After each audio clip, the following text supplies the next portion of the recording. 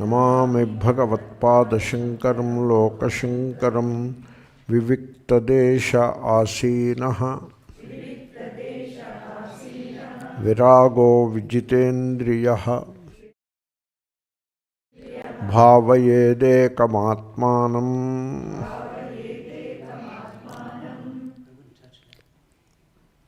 तमनन तमनन्यधीः पदच्छेद विविक्तदेशे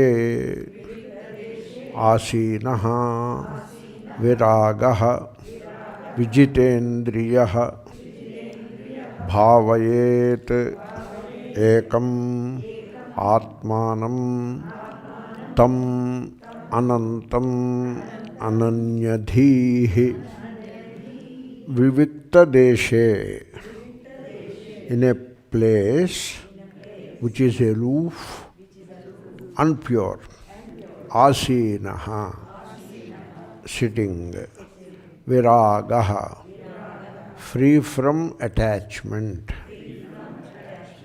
vijitendriyaḥ, having mastered the organs, ekam, one, Ātmanam, the Atman, tam, that, anantam, boundless, ananyadhīḥ, without other things in the mind, bhāvayed, should abide with love.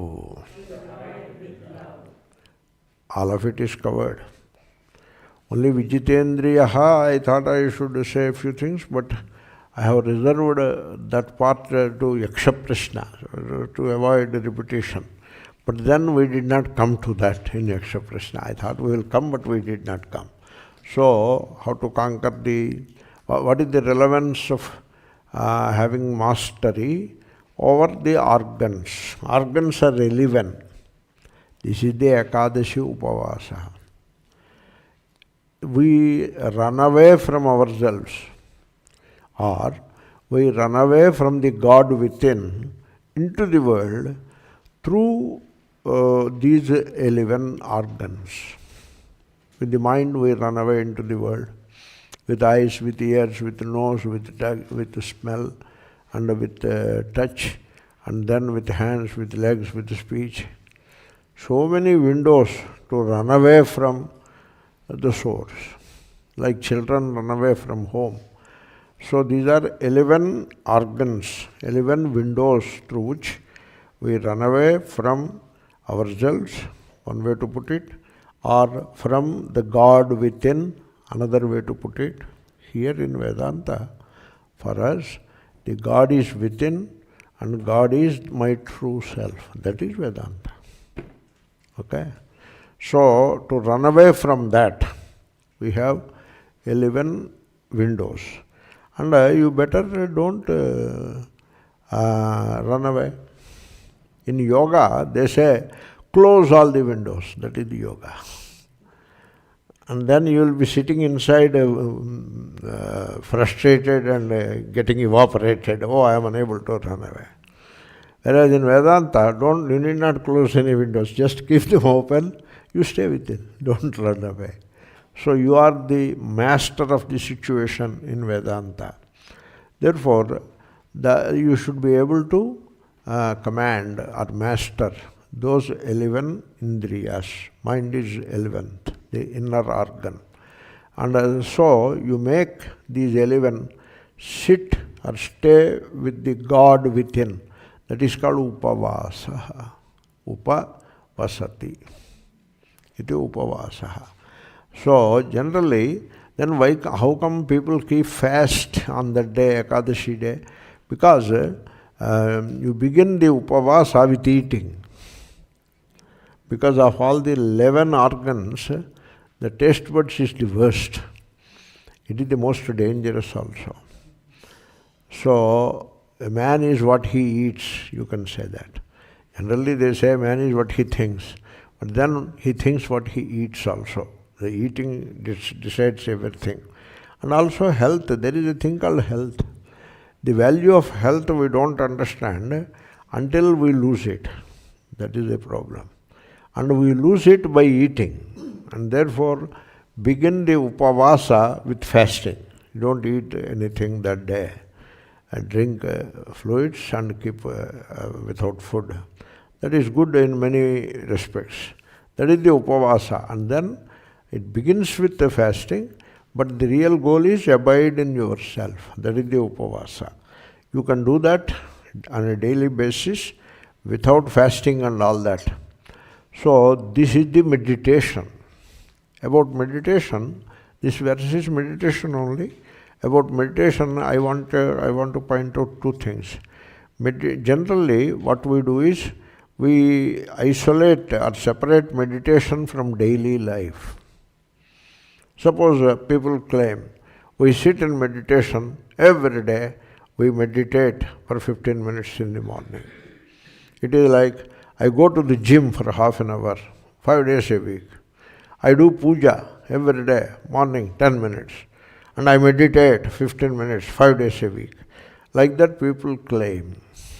They make such proclamations either to themselves or to other people also included. In this way, did you not separate meditation from daily life? You have. You should not do that. So meditation should not become a daily exercise in which you repair to a corner of the room, close the door and sit in semi-darkness and mumble something. Okay? That is not what meditation is. You see, to meditate. You see, meditation is not a particular pursuit in search of some goal. Therefore, in the meditation, the center as me is absent. Therefore, don't worry. And therefore, when the center as me is absent, means meditation is not meant for a particular goal to reach somewhere. Because once you put a goal, then the me is already in place. Good. Therefore, meditation, the way we understand, is not search of some goal or whatever. It is just abiding in yourself and giving some freedom to the mind, allowing the mind to remain quiet and abide in that silence. You see, when in the total attention, which is complete silence, suppose you listen to the sound of a bell in that complete silence. Suppose a bell rings and you listen to it with total attention, suppose. So, in that complete silence, there is no me, there is only attention. And there is only attention focused on the sound of the bell, no me. And therefore, you will be riding on that sound. And maybe that sound would carry you over the plains, over the mountain peak, beyond.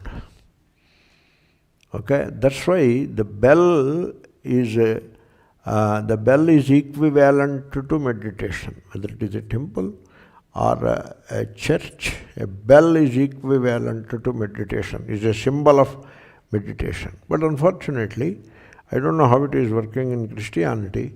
In Hinduism, that spirit is gone.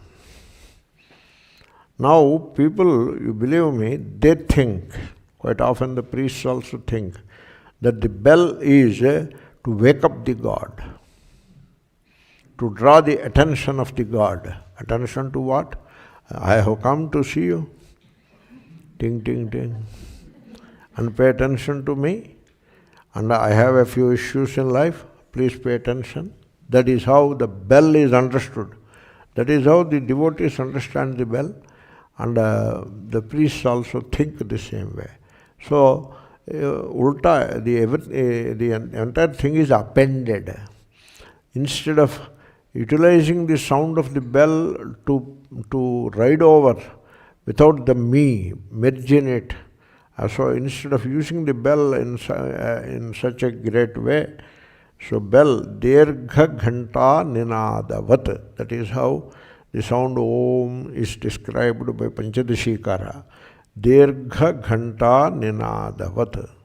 Dirgham onkara mucharya. Panchadashi, 4th adhyaya, verse I don't remember. Therefore, that is the significance of the bell. So it takes you into silence, which is attention, complete attention, in which there is no who, there is no me. That is the bell. Now what happened to the bell? We lost its significance. Now it has become part of the ritual. So that you put the bell there and go on ringing it. And then put multiple bells and multiple other instruments, concussion instruments. You get concussion also. If all those instruments are beaten simultaneously, creating an enormous cacophony. So what happened? The very spirit of meditation is lost. Very sad. Therefore, that is how you have to understand the meditation.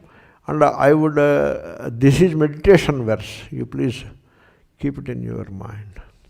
Take the words, every word we have said, explained elaborately. You see, in conclusion, I'll say this. If there is any kind of compulsion, means I have to meditate, I should meditate, that kind of compulsion, so then that is a disadvantage in meditation. And then if there is an effort to make a thought conform, you know what is conform? So take the thought, you try to twist it or force it to fit into an image or whatever. If that is meditation, then the spirit of meditation is totally lost. And then in the name of meditation, if you imitate. So I am talking of three things. One is compulsion, the other is the effort to conform the thought to an image or sound, and the third is imitation. These three. You see the world full of these things. Any one of them will make the meditation a wearisome burden. That's why people are burdened by meditation. How? Oh, I am doing meditation but nothing is happening. A huge disappointment. Unfortunately I missed my meditation today, and feel guilty about it. And therefore meditation is converted into a technique, a process, and then a conformity, and then imitation, and then it becomes a compulsion, and then it becomes a burden. And it burdens the me. That is the wrong approach to meditation. So then suppose you pay attention and then go into that pure silence. So what is silence? Some people have a problem with silence. They don't like silence. That silence is the most illuminating, and the very creativity. It is the godliness, it is the very Purnatvam. That silence makes you Purna, because there are no frontiers in the silence. And that silence is Brahma, it is Atma. Okay? I have said enough on that verse. Okay? Already some 2, 3, 4 classes I have said. Let us say the verse and conclude. Viviktadeśa āsīnaḥ virāgo vijitendriyaḥ bhāvayedekamātmānaṃ tamanantamananyadhīḥ. So here I have already jotted down. So finished 37 on 1st December 2024. And so you have to start 38. In the next session, as and when Bhagavan gives an opportunity to conduct such a session. Om Purnamadaḥ Purnamidam Purnamudachyate Purnasya Purnamevavashishyate. Om Shanti Shanti Shanti.